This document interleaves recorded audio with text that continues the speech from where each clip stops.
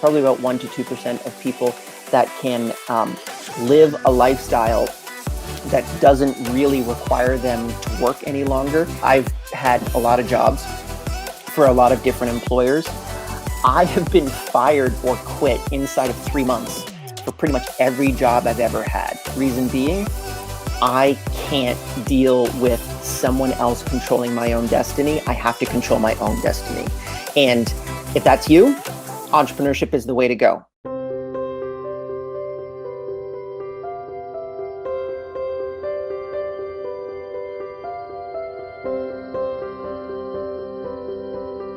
My name is Liam Martin. I am a human being located on planet Earth. More specifically, I am located in Canada.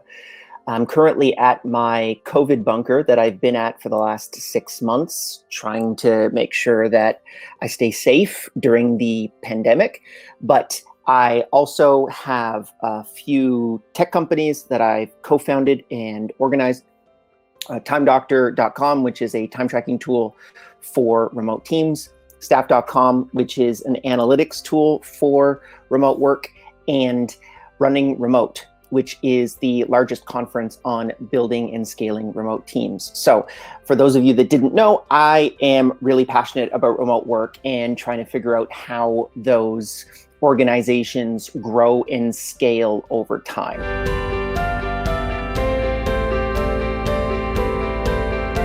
I started actually my entrepreneurial journey right out of grad school.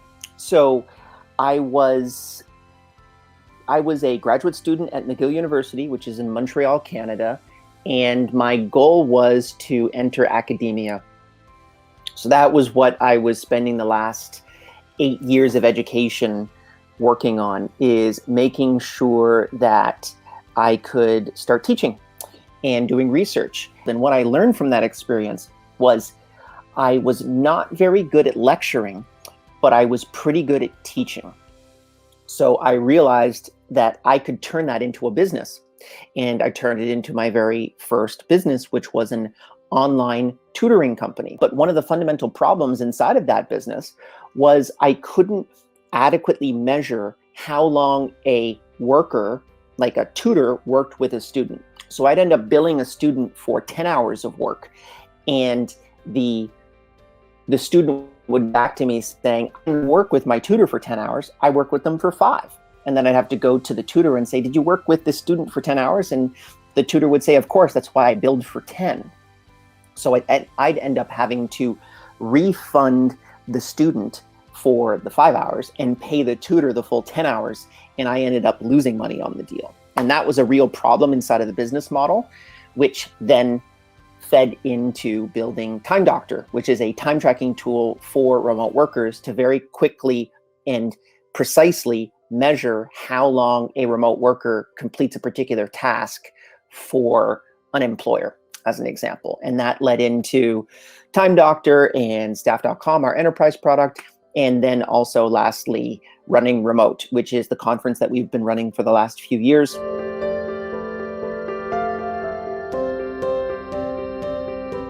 Any entrepreneur that wants to build anything, you have to at first scratch your own itch. Before you even look at the total addressable market, before you figure out how many people want to buy your thing. When we first started the business, all of my first customers were friends of mine that I knew that had that same problem, or even acquaintances that had that problem. And I would generally call them. So I'd ask them, how much would you be willing to pay for this? Oh, I think that your solution would be worth, $15 a month.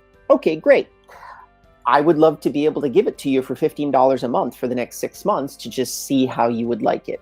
How would you like to do that? And then just shut up. Don't say anything and let them respond. And then pay attention to the next thing that comes out of their mouths, because those are the things that you need to do next, right? Well, I don't think it's really the right time. Why isn't it the right time? Well, I'm already using this other time tracking solution. Why do you like this time tracking solution versus our time tracking solution?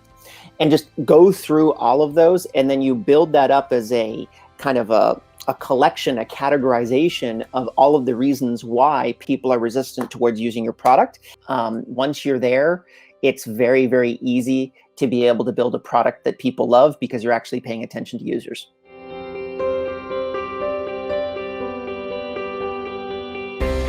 Fundamentally, our mission statement is that we want to empower people to work wherever they want, whenever they want. A lot of the reasoning behind why a business owner will not start a remote work agreement is because they can't adequately measure how long someone is working for them and how effectively they're working for their employees are working for them. So we solve for that problem.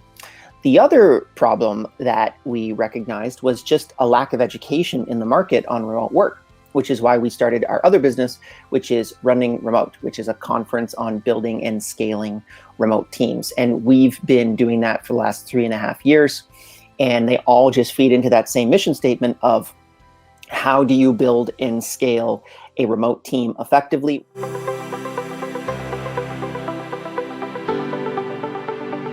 We were one of the first companies to kind of invent this concept of time tracking for remote teams. But now we've got about 24 serious competitors in the space, which is crazy when you think about how quickly the SaaS, software as a service industry, has exploded over the last couple of years.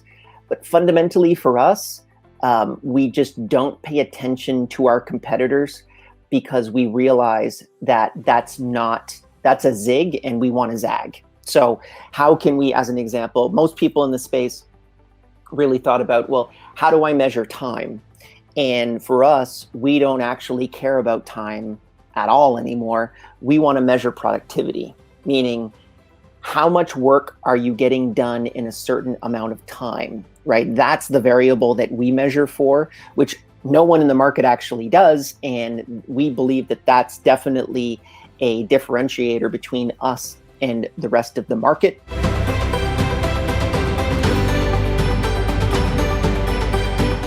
Money, that's the first one. We were a bootstrapped company. And because we were remote first, we could not raise money. So we had a whole bunch of term sheets, but they all asked us to be able to take our team on premise and stop going remote, which we just fundamentally disagreed with because it went against our company culture.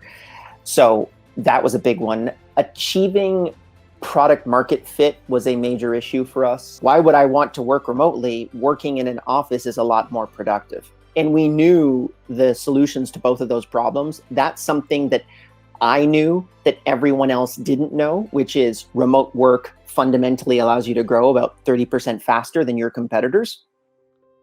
But I couldn't convince people of that fact until COVID, in which everyone has just now switched over to the remote model, and they were very terrified. They were terrified about it. But 3 or 4 months later, they just come out the other end saying, "Oh wow, it looks like everyone is pretty much as productive as they were when they were in the office, and actually, they may be a little bit more productive than when they were in the office."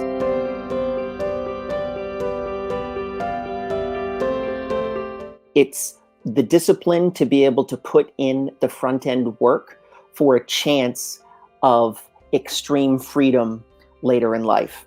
And that's a lot of people don't want to make that trade. And actually, in the vast majority of cases, by the way, that's a bad gamble, because the people that succeed is probably about 1% to 2% effectively. A lot of other people will say it's about 5%, but it's not 5%. It's probably about 1% to 2% of people that can live a lifestyle that doesn't really require them to work any longer. I've had a lot of jobs for a lot of different employers. I have been fired or quit inside of 3 months for pretty much every job I've ever had. Reason being, I can't deal with someone else controlling my own destiny. I have to control my own destiny. And if that's you, entrepreneurship is the way to go.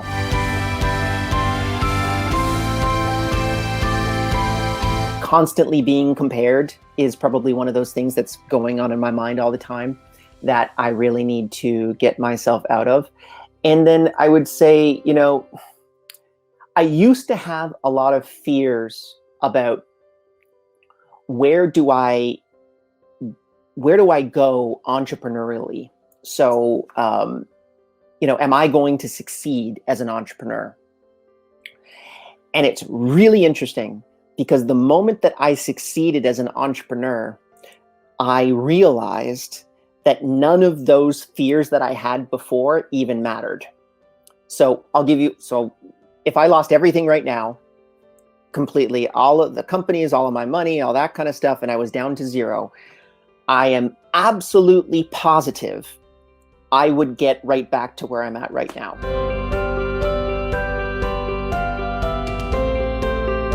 Biggest point of success for me, if I can boil it down to a singular point, was about 2 years ago at Running Remote. We ended up having a short from my friend Fahim, who is ironically actually a designer in Bangladesh.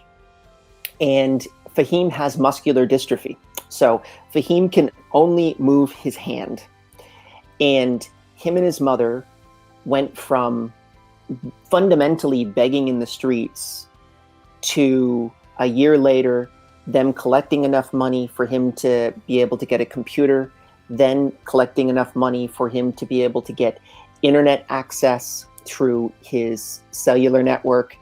He self-taught himself graphics design, and now he makes more money than he ever theoretically could working any type of on-premise job in Bangladesh. And he really couldn't do any job just because of the situation that he was in with muscular dystrophy. And more importantly, he supports his entire family. He just bought some land. He built his own house. He's an incredibly successful entrepreneur and an incredibly successful designer. And the beauty of this entire process is no one knows that he has this disability when they work with him. So whenever they start engaging him as a client, he doesn't talk about his disability. He's just about producing results, which reinforces our mission, which is remote work empowers employers and employees to find the best of each other.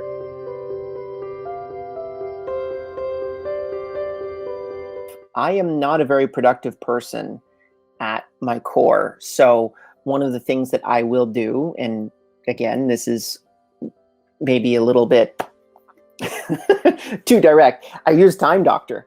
So I'm currently tracking this particular task, which is, interview with Designhill, and I'm measuring how long that particular task is taking, and it allows me to stay focused on what I'm doing. Also, if I go to something like Facebook or YouTube or something like that, I have put into the software that those are websites that are distracting to me. So if I went to Facebook right now, it would give me a pop-up saying, "Are you really working on interview with Designhill?"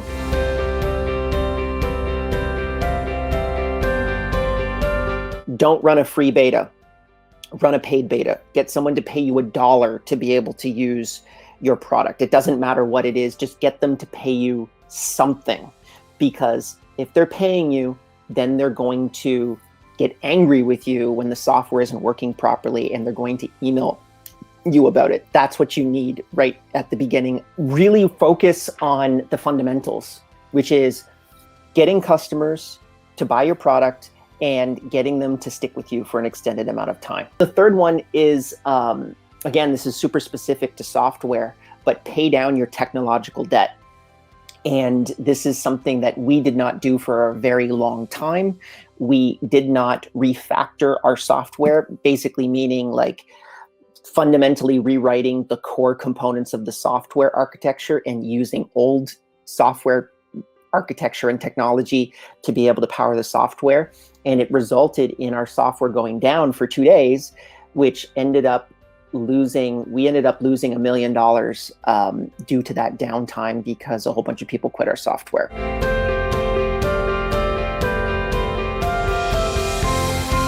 So another thing that I want to kind of caution people against is don't quit your job if you don't have enough money to be able to run your feed yourself independently of what you're currently doing.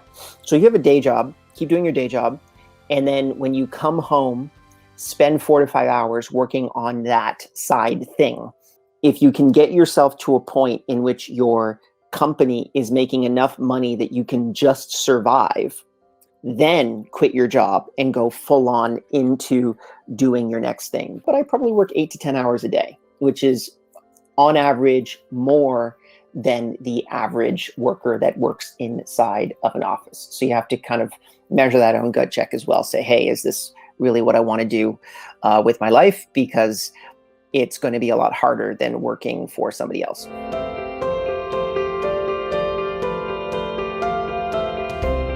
It is absolutely, in my opinion, outside of building the core product, probably the second highest priority for functionality inside of any type of web app that I would build. So for me, design is absolutely critical.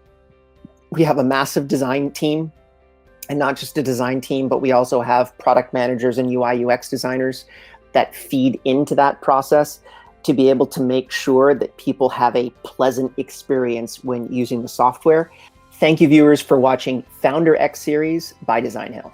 Best place to find me is youtube.com/runningremote. All of our talks are up there for free. And then I also do weekly videos on building and scaling remote teams.